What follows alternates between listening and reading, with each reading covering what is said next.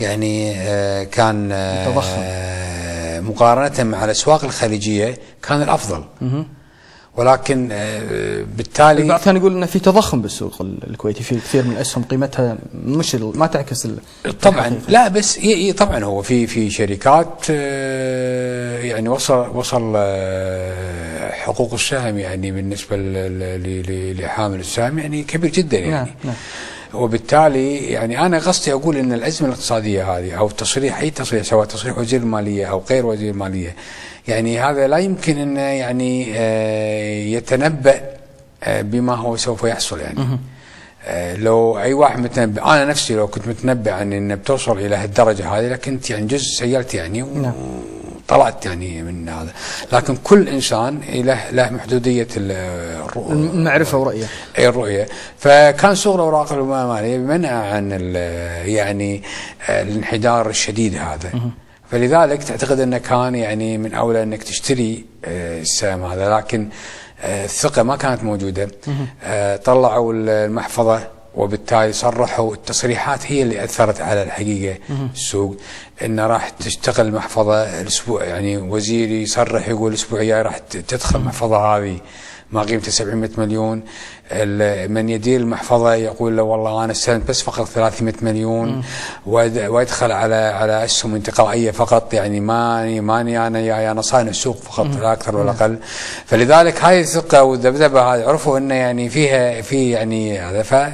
احنا دائما عندنا ازمه تصريحات من مسؤولين من الحكومه، تجد في تناقض بالتصريحات، وكأن يعني فكره المحفظه الملياريه ما كان لها خلينا نقول طرف واحد محدد. هو طبعا بسبب للاسف يعني احنا عندنا آلية يعني الدوره المستنديه الخاصه بالتعامل المالي بالدوله ككل. يعني انت لا يمكن، يعني انت مو بدوله، لو دوله غير الكويت مثلا مجلس وزراء يقول والله انا بدخل السوق 4000 مليون، يدخل 4000 مليون ثاني يوم داش السوق. نعم. لكن بالكويت لا، نختلف. فعلتهم تركتهم، هذا يقول. لا احنا بالكويت لما تيجي يحدد مجلس الوزراء القيمه اللي سوف يعني يفعلها بالسوق مثلا، يجب ان تاخذ القنوات الثانيه. هو مال عام هذا، تاخذ كما اشار محافظ انها تحتاج الى تشريعات. نعم. بالسماح انك انت تستعمل هذه الاموال. اما اذا كنت تستعملها حق استثمار للدوله فهذا يعني انك انت يعني راح تدش على اسهم انتقائيه، راح تدش على هذا، فما راح تكون تدي القرض المطلوب منه. بالضبط، يعني بروحيه المستثمر اللي يبي مربح من هذه الاسهم، مش بروحيه المنقذ. هذا اللي سوى الزعزعه، يعني انه استعجلوا بهذا الطرح، وبالتالي اثرت. يعني تسال واحد يقول والله انا يمكن لا الاسبوع الجاي راح تنزل هذه المحفظه مليارين، اكيد راح تاثر على السوق. طبعا. فتشوف يرتفع السوق، وبالتالي صار المستثمر ما عنده ثقه، يشتري وينزل على السوق ثاني يوم، فاصبح الان يقول خليني ابيع واطلع من السوق انا هذا لان ما عندي ثقه فيه. فهذا عندنا حاله هلع، فصار هذا الهلع، هذا البيع. لذلك تشوف الان الاسهم كلها معروضه، قل ما ندر يكون السهم مطلوب الا السهم اللي له يعني بعض الميزات. يعني اكو شركات الان بهالازمه اعلنت ارباح جيده. يعني لما نيجي على شركه الهواتف، يعني دون دعايه لا، ولكن هي اعلنت ربحيه 50%، نزل السهم مالها مع ان ربحيتها جيده مقارنه مع هاي، تعطيك تقريبا من 6.5 الى 7%. اليوم شركه الكيبلات اعلنت 70%، شركه من الشركات العامله بالسوق الاوراق الماليه 70% يعني 70 فلس على السهم. نزل السهم مالها.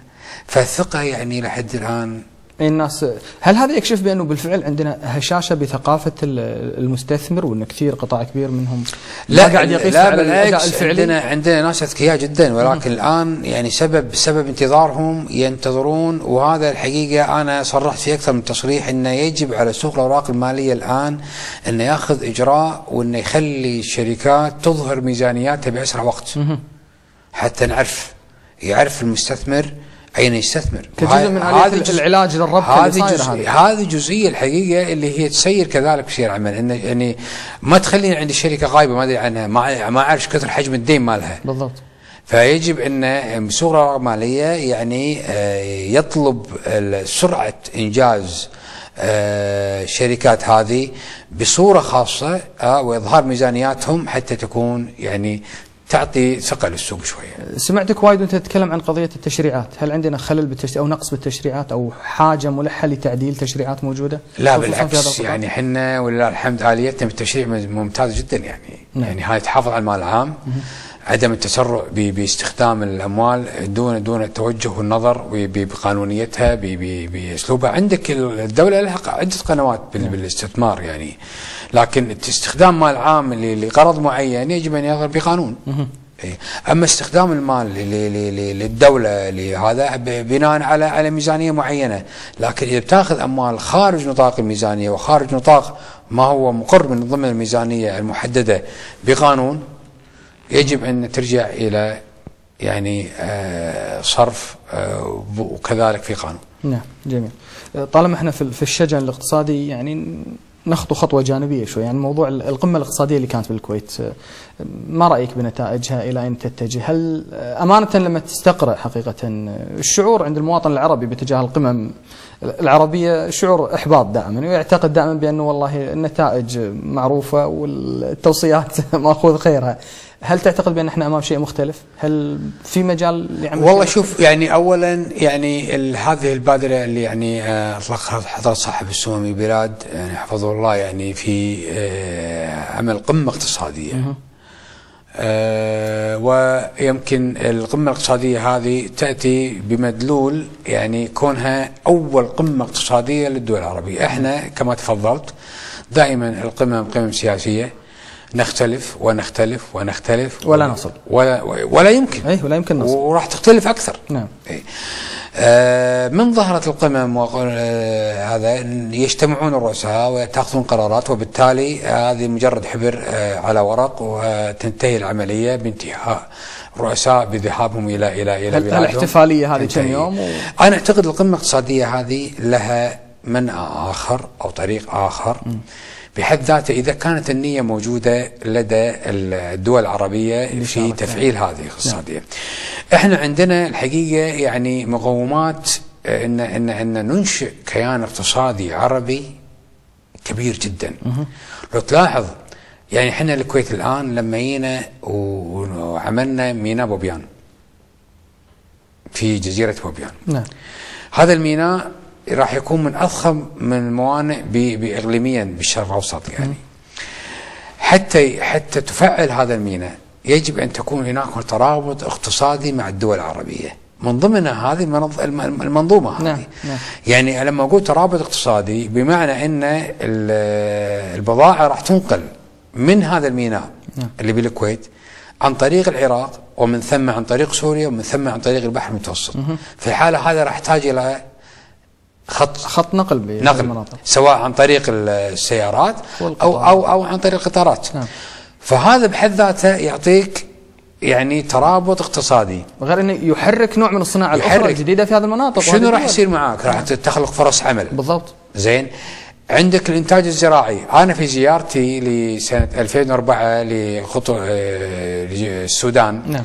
واجتماعي مع الرئيس عمر البشير، وكانت يعني بعد ما يعني طرنا من الخرطوم الى كنانه حتى اطلع على مصنع السكر اللي مشاركه في الكويت، واللي عانت يعني 20 سنه و25 سنه، اخر من 25 سنه بداوا يقطفون الارباح يعني. تصور الاستثمار هذا.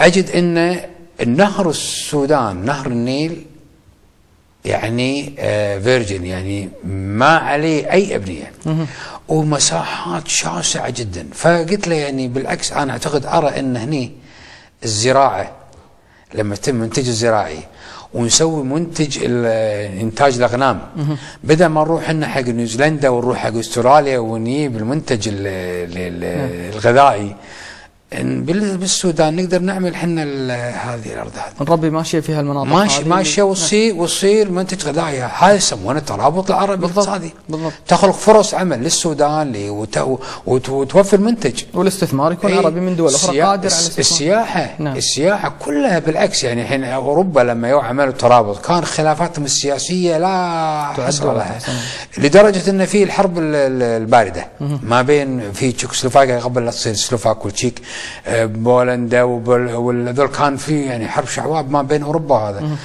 ولا يمكن أن لو يجتمعون سياسيا ما يمكن أن يتفقون، لكن اتفقوا على النظرة الاقتصادية، توحيد العملة، توحيد وسحبت بعدها تحويد التعرفة الجمركية. أصبح الكيان الاقتصادي بدأ ينهض، الفرص العمل تكثر، أصبحوا هم يحتاجون عمالة غير العمالة الموجودة أو العادة.